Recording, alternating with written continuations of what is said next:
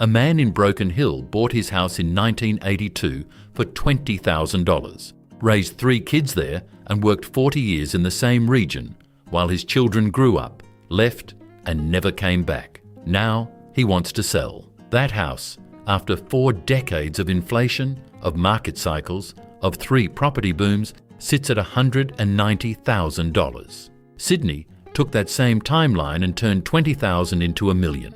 Broken Hill took it and produced a number that barely covers a deposit on a unit in the outer suburbs of a city his kids now live in. He made no bad decisions. The town made a decision nobody asked him about, and the economy agreed with it. Tonight covers 9 towns where this played out, and not as a list of places to feel sad about. Right now, in 2024, this exact sequence is setting up again in new locations. And some of those towns have listings that look like opportunities to people who haven't figured out what they're actually looking at. The ABS currently estimates between 100,000 and 150,000 Australian homes sitting in effective limbo. Not holiday homes, not rentals between tenants, but properties that can't sell, won't sell, and are quietly eroding the financial position of whoever holds the title.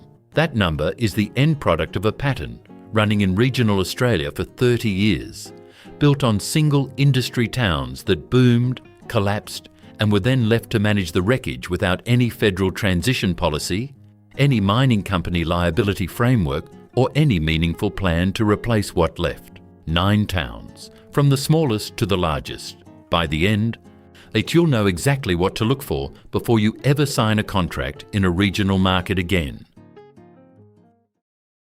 Opal Mining built Andamuka, and at its peak, the town held 3,000 residents. Rough, remote, but functional. 300 people live there now. The school, which once served a working community, currently carries 12 enrolled students. And that's not a school in decline so much as a school that should probably be shut, with everyone in town quietly aware of it. Listings run between $30,000 and $60,000. Which sounds like the cheapest real estate in the country, and in nominal terms it is.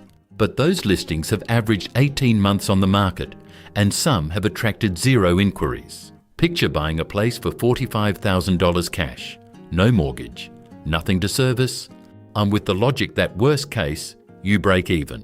And then the school closes, the last few families leave, the population drops below 200, and the local store shuts because it can't justify the supply run.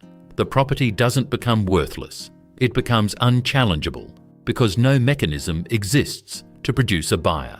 That's not a real estate risk. That's a community risk. And once the community's gone, the real estate question stops mattering.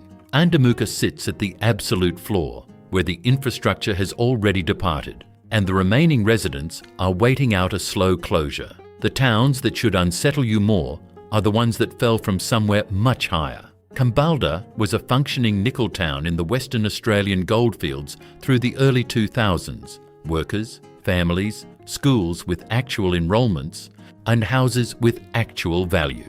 BHP suspended Nickel West operations in 2024, and 3,000 jobs disappeared. Not gradually across a decade of gentle decline, but in the space of one operational announcement. A house worth $400,000. Before that announcement now lists at around $150,000, which means $250,000 erased from a household's financial position. And none of that came from a bad mortgage decision or a reckless purchase. One company filed one operational report. The BHP Nickel West suspension traced directly to a global nickel price collapse driven by Indonesian supply flooding the market.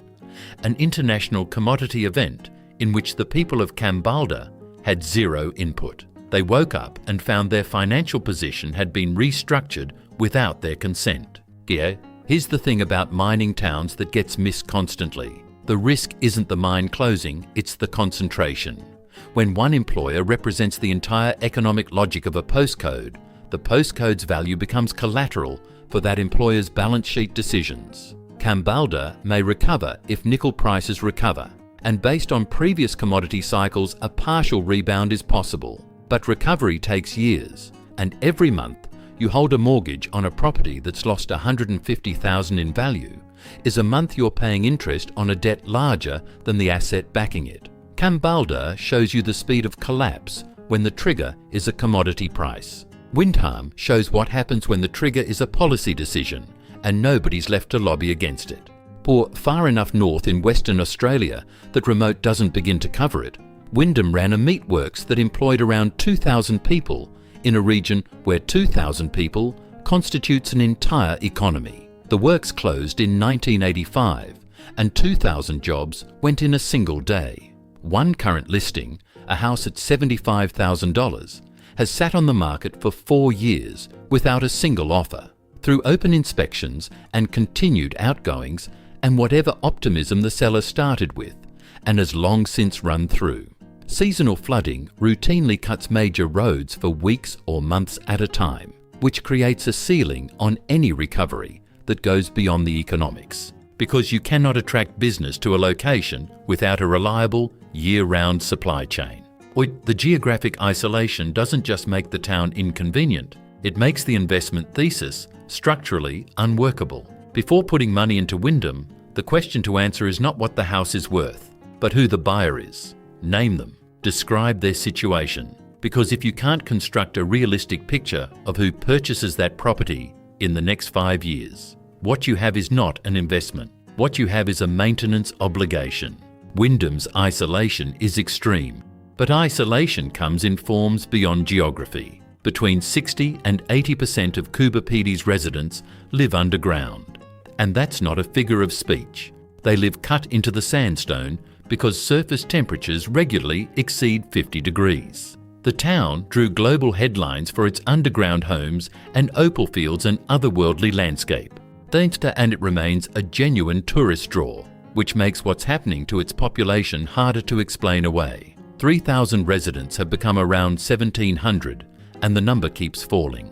An underground home listed at $95,000 has sat unsold for 2 years. And this is where it gets telling. The novelty isn't enough. The tourism profile, the magazine features, the most unique town in Australia tag that's been applied to Coober Pedy for decades, none of it has translated into a buyer for a $95,000 property in 2 years of trying. What that tells you is that the underlying economic logic isn't there. Tourism generates visitors. Visitors don't buy houses. The people who might actually commit to living there have run the numbers on the heat, the infrastructure, the school options, and the career ceiling, and the exit won. The tourism argument gets used to justify a lot of regional property decisions. This town has potential, people love visiting, but visiting is not living. And the gap between those two things is exactly where the investment theory falls apart. Lightning Ridge deserves an honest treatment rather than the oversimplified one it usually receives. 722 kilometres from Sydney, yes, but unlike most of the towns covered tonight, it has a functioning hospital, it has schools with real enrolments, and it has the physical infrastructure a small community actually needs to survive. Those bones matter, and they're the argument for Lightning Ridge over Andamuka or Wyndham. And yet ABS data shows the population dropped 15% over 5 years. And a $78,000 home went on the market 30 months ago, went through 4 price reductions, and the owner died before a buyer materialised. Think about what that sequence actually means. A person listed their house because they needed to move on. Health, finances, family, whatever drove the decision, waited 2.5 years, reduced the price 4 times, and ran out of time before the market produced a single willing buyer.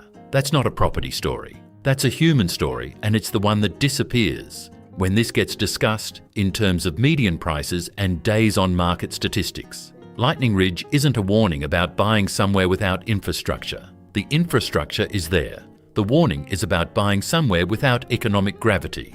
Where the services exist, but don't pull in enough people to create a functioning market. Infrastructure is necessary, and it is not sufficient. Queensland Treasury data puts Quilpy's unemployment rate more than 50% above the state average, and the economic base is thin enough that a family's entire financial position can hinge on a single mining contract going away. That's what happened here. A family bought for $65,000. The husband's mining work dried up, They had to relocate, and the property now rents at $120 a week because that was the best option available. $120 a week doesn't cover rates. It doesn't cover maintenance. It certainly doesn't cover insurance and unexpected repairs, which means they're paying to own a property they can't sell at a price that makes leaving feel worth it. The trap in its clearest form is not that the property has no value. The trap is that the value sits locked inside a town where the only potential buyers are the same people also trying to leave. No outside investor is coming to Quilpie. No sea change decision maker is pricing up properties in a town of several hundred people with well above average unemployment. The market is entirely local, and local in that context does not generate upward price pressure. Quilpie is small scale, but the same logic runs through the much larger town that gets held up as a regional success story. 17,000 people, a genuine regional centre with history, infrastructure, real services. Broken Hill is not a ghost town by any reasonable definition, and that's precisely why the numbers hit harder here than almost anywhere else. The man from the opening of this video bought for $20,000 in 1982 and now holds a property worth around $190,000. Sydney's median ran from roughly $80,000 to well over $1 million in that same period, and the gap between those two trajectories represents 40 years of economic divergence.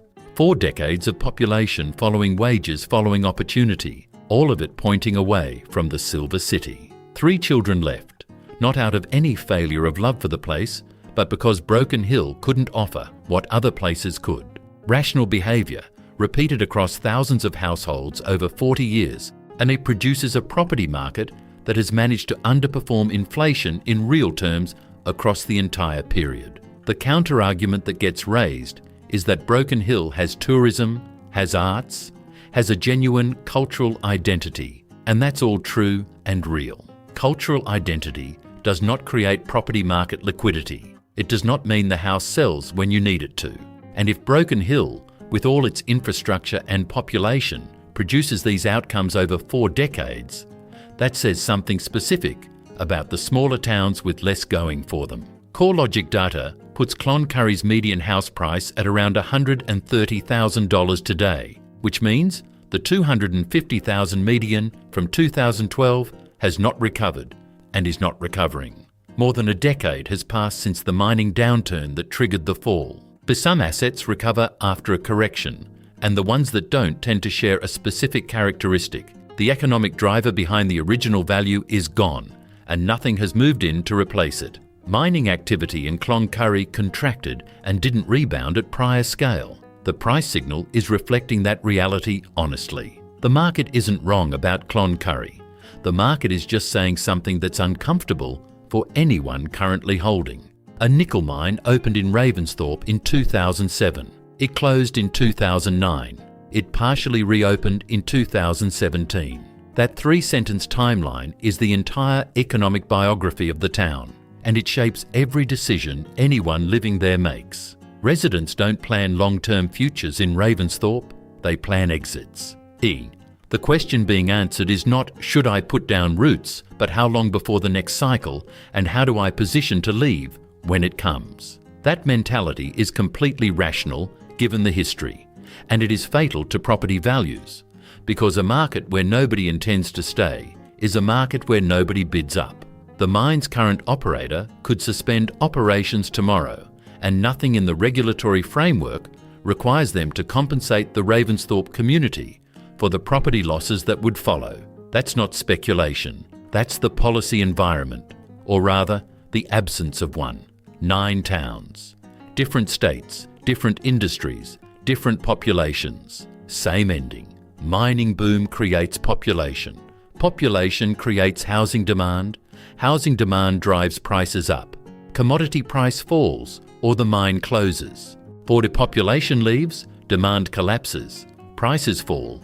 Negative equity traps the people who remain. Departures accelerate. Services close. Values fall further. The loop becomes self-reinforcing because the remaining population skews older. Younger people carry more employment flexibility, and they use it first, which ages the local economy further, which drives out the families, which empties the schools, which removes the last reason young families would consider moving in. Three forces are running underneath all of it. Single industry dependency comes first. These towns weren't built for resilience, they were built for production. And when production ends, the economic argument for the town's existence ends with it. The absence of any federal transition framework comes second. Germany, parts of Canada, and the United States have explicit policy mechanisms requiring major employers to contribute to community transition funds before shutting down regional operations. Australia carries no equivalent obligation. When a mine closes here, the company's legal exposure to the community sits at effectively zero beyond existing employee entitlements. The third force is the absence of any price floor in regional property markets. Major cities carry structural flaws because land scarcity, population growth and infrastructure investment create secondary demand even when primary demand softens. Single industry regional towns have none of that. When demand disappears, prices follow it to wherever demand finally settles, and that can be a very low number indeed. Before committing to a regional property, whether as a first home, a lifestyle purchase, or an investment, specific questions need specific answers. What percentage of local employment ties back to a single employer or industry? Above 40% means you're not buying a house, you're buying a derivative of that employer's balance sheet. The way Kambalda buyers discovered when BHP filed its operational report in 2024. How has the population moved over the last 10 years? Our BS data is free and accessible, and a falling number without a specific change driver is a falling number without a specific reason to stop. What is the days on market average for comparable properties? Lightning Ridge had a home sit for 30 months through 4 price reductions. Windham had a listing run for 4 years with no offers. When you eventually need to sell, you will be in that same waiting room. And knowing that going in changes the decision entirely. The cheap price is not a signal that you've found value. It's a signal that the market has already done its analysis and arrived at a number. The job is to understand what the market knows that you haven't found yet. The question that keeps coming back, without a clean answer, is this. Australia runs a 2-tier system where in Sydney you can't afford to buy, and in Ravensthorpe you can't afford to sell. And the people trapped in both of those situations share one thing in common. They're not there because of bad choices. They're there because of the structural conditions they were handed. The real debate isn't whether these towns survive. Some will, some won't. The debate that nobody wants to have is about who carries the cost when they don't. And right now, the answer is clear. It lands on whoever happened to own a house there. The next piece covers which towns are sitting at the beginning of this sequence right now, before the prices have moved. Subscribe and you'll have it when it comes out.